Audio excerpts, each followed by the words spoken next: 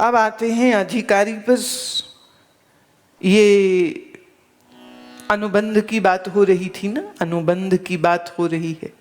इसमें पहले उन्होंने लिया कि ये जो ग्रंथ है ये किस वजह से है, किसके लिए है। अब कह रहे किसके लिए है, who is eligible, who is the अधिकारी। वाह। एवं भूतः प्रमाताधिकारी, जिसके अंदर ये सारे गुण हैं वही अधिकारी। ये संस्कृत की खूबसूरती है। बहुत लंबी चौड़ी बात को भी 2 शब्दों में सीमित कर दिया है। कौन से गुण? जिसमें हो विवेक हो, वैराग्य हो, षट संपत्ति हो, मोक्ष की इच्छा हो। जिसमें ये 4 हैं वही इस वेदांत सार ग्रंथ का अधिकारी। इसमें पहले उन्होंने लिया कि ये जो ग्रंथ है ये किस वजह से है, किसके लिए है। अब कह रहे किसके लिए है, who is eligible, who is the अधिकारी। वाह। एवं भूतः प्रमाताधिकारी, जिसके अंदर ये सारे गुण हैं वही अधिकारी। ये संस्कृत की खूबसूरती है। बहुत लंबी चौड़ी बात को भी 2 शब्दों में सीमित कर दिया है। कौन से गुण? जिसमें हो विवेक हो, वैराग्य हो, षट संपत्ति हो, मोक्ष की इच्छा हो। जिसमें ये 4 हैं वही इस वेदांत सार ग्रंथ का अधिकारी।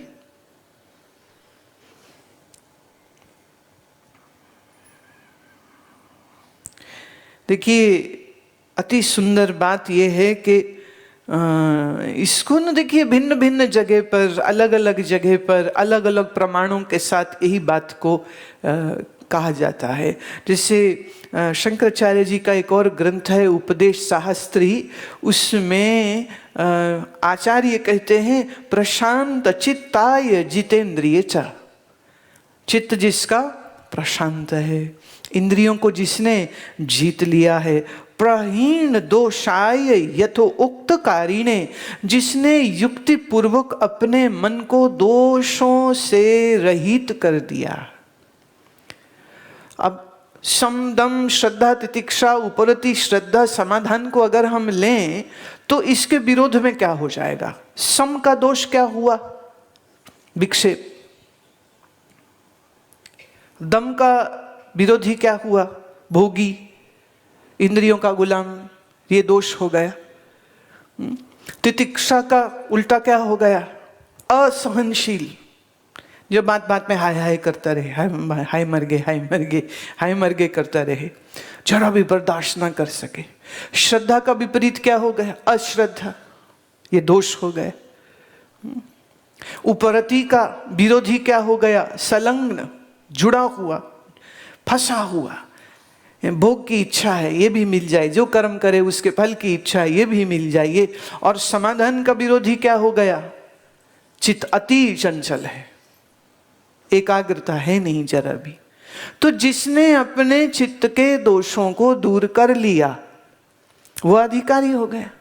या यूं कह लें अधिकारी के लक्षण क्या हैं? जिसमें सम दम श्रद्धा तितिक्षा ये षट संपत्ति हो, विवेक हो, वैराग्य हो, और जिसमें मोक्ष की चाह हो, उसी को हम एक योग्य अधिकारी मानते हैं। देखिए ये सब चीज़ें ना, जिसकी तो पुण्य कर्म अच्छा है तो उसको बहुत कम उम्र से शुरू हो जाएगा। क्या शुरू हो जाएगा? सत्संग, ज्ञान श्रवण करना, महात्माओं को मिलना, उसका बहुत जल्दी शुरू हो जाएगा। जो अभागे हैं उन्हें सत्संग सुनने को भी नहीं मिलेगा। उनके आसपास कौन होंगे? गाली गलौज करने वाले लोग, पैसा पैसा करने वाले लोग, लड़ने मरने वाले लोग, एक दूसरे को नीचा दिखाने वाले लोग, बात बात पे गोली बंदूक तलवार निकाल लेने वाले लोग, पार्श्विकता से भरे हुए लोग। झोपड़े में हो या महल में, डजंट मैटर्स एट ऑल, पर राक्षसी गुण ये सारे होते हैं उनमें। ये सारे राक्षसी गुण जिसमें हो, हाँ, तमोगुण जिसमें हो। ये अभागे लोगों की कहानी है। और भाग्यवान लोगों की क्या कहानी होगी? भगवत गीता में श्री कृष्ण ने स्वयं वचन दिया है, श्रीमान कुल में तो जन्म होगा, माने उस घर में माँ या बाप या दोनों ही भगवान के भक्त होंगे। उस घर में संतों का आना होगा। याद रहे, जिस घर में संत नहीं आए वो घर अपवित्र है। जिस घर में कोई महात्मा कभी न चरण धरे वो घर अपवित्र है, भले वो 100 कमरे का बंगला हो और भले वो झोंपड़ा हो, पर जिस झोंपड़े में कोई महात्मा आता है, कोई यति, कोई सती, कोई तपस्वी चरण धरता हो, उससे बढ़िया और कोई जगह हो नहीं सकती। मुझे याद आ रहा है, एक फरीदाबाद में एक बार, बड़ी पुरानी बात है, लगभग 16-17 साल पुरानी, एक ने कहा हमारे घर आइए, रात्रि का भोजन तय था। मैं ऐसे जानती नहीं थी कि कौन लोग हैं, जो प्रबंधन कर रहे थे उन्हें पता था। अच्छा, वो रात के अंधेरे में बड़ा लंबा सफ़र करके हम उनके घर में पहुँचे, तो बड़ा सा आंगन था, रात थी, अंधेरा भी था, बहुत ज़्यादा तो नहीं दिखा, पर जैसे ही अंदर गए तो जो फर्श था ना वो गोबर लिपा हुआ था, मैंने पक्का फर्श नहीं था और शहर से काफ़ी दूर था। गोबर लिपा फर्श है और नीले रंग की पुताई उनके दीवारों पे हो रखी थी।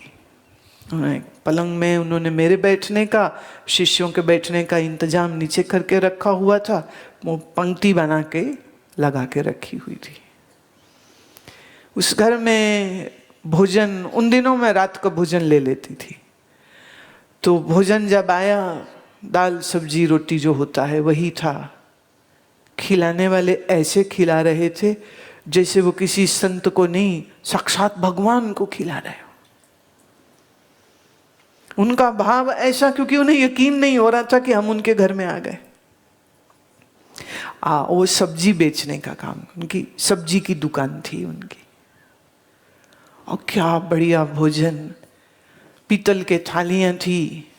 एक समय ऐसा था, लोगों को लगता था पोर्सिलेन में सर्व करें ना, इम्पोर्टेड क्रॉकरी में सर्व करें तो बड़ी शान है, तो ये पीतल की थालियां थी, पीतल की वो कांसे की कटोरियां थी, पीतल के गिलास थे, और जो स्वाद, जो रस उसके भोजन में था, तो हर बार याद आता है, मैं राम ऐसे ही भीलनी के बेर नहीं खाए थे, वो बेरों में कुछ बात थी, क्योंकि भीलनी में कुछ बात थी। कृष्ण ऐसे ही विदुर के घर नहीं चले गए। याद रहे, जब तक विदुर मंत्री थे तब तक कृष्ण उसके घर नहीं गए।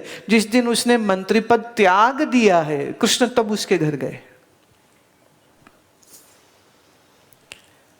तो श्री कृष्ण स्वयं गीता में कहते हैं, जो जीवन भर नित्य कर्म करे, जप करे, दान करे, ऐसा व्यक्ति साधना पूरी हुए बगैर मर गया तो अर्जुन, उसको अगला जन्म बड़े अच्छे परिवार में मिलेगा। माँ बाप भक्त होंगे, संत घरों में आते होंगे, सत्संग घर में चलता होगा, तो बालपने में खेलते खेलते में उसे ब्रह्म विद्या का प्रसाद प्राप्त हो जाएगा। जहां साधना छूटी उसकी फिर वहीं से शुरू हो जाएगी।